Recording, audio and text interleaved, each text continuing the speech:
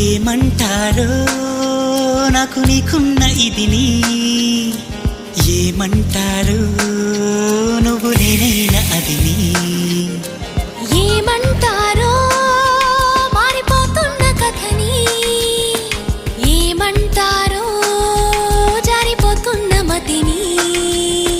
చూసే పెదవిని, మాట్లాడే కనులని, నవ్వే నడకని, కనిపించే శ్వాసని, ఇచ్చి పుచ్చుకున్న మనసుని ఇదా అదా యదా విధా. మరి ఏమంటారో నాకు నీకున్న ఇదిని, ఏమంటారు నువ్వు